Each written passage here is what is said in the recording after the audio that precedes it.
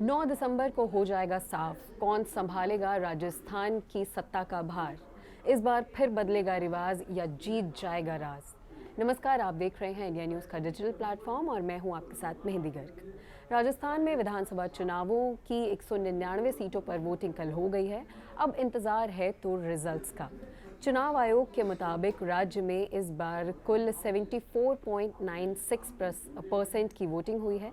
2018 के आंकड़ों की बात करें तो राजस्थान में 74.06% मतदान हुआ था।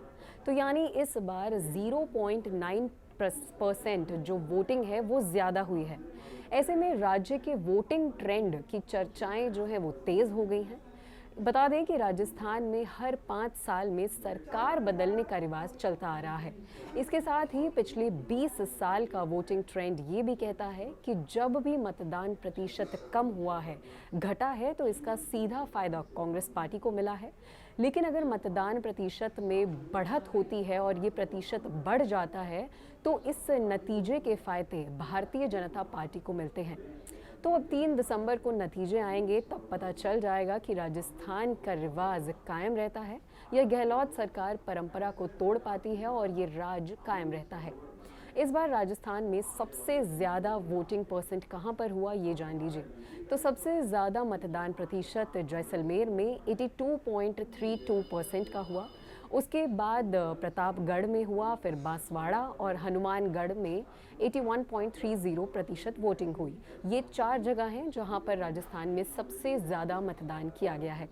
उम्मीदवारों की बात करें तो इस बार चुनावों में सीएम अशोक गहलोत, पूर्व सीएम वसुंधरा राजे और पूर्व डिप्टी सीएम सचिन गहलोत जैसे दिग्गजों के साथ साथ बाबा बालकनाथ और दिया कुमारी जैसे दिग्गज नेताओं पर सबकी नज़रें टिकी हुई हैं। कहा जा रहा है कि इस बार चुनाव में कांटे की टक्कर है और रुझान जो है वो किसी भी तरफ मुड़ सकता है। लोगों के बीच दोनों पक्षों का माहौल देखा गया और लोगों तक दोनों पार्टियों ने पूरी तरह से पहुंचने की कोशिशें भी की, जिसके चलते इस बार वोटरों में उत्साह वोटिंग के लिए भी साफ साफ देखने को मिला। राजस्थान का चुनावी ट्रेंड ये साफ साफ कहता है कि विधानसभा चुनावों में अगर मतदान प्रतिशत कम हुआ है तो कांग्रेस की सरकार बनी है, कांग्रेस को फ़ायदा हुआ है। अब इसका एक उदाहरण दे देते हैं हम। 2018 की बात करें तो 2018 के चुनाव में 0.98% की वोटिंग कम हुई थी, यानी कि कुल 74.06% का मतदान हुआ। राज्य में सत्ता का उलटफेर हुआ, कांग्रेस पार्टी को फ़ायदा हुआ और सीएम गहलोत बने।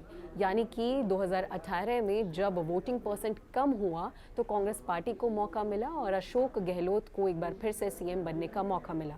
लेकिन वहीं अगर 2013 के चुनावों की बात की जाए तो वहां पर 8.79% मतदान जो है वो बढ़ गया था, जिसका फ़ायदा भारतीय जनता पार्टी को मिला और दूसरी बार वसुंधरा राजे राजस्थान की मुख्यमंत्री बनी थी।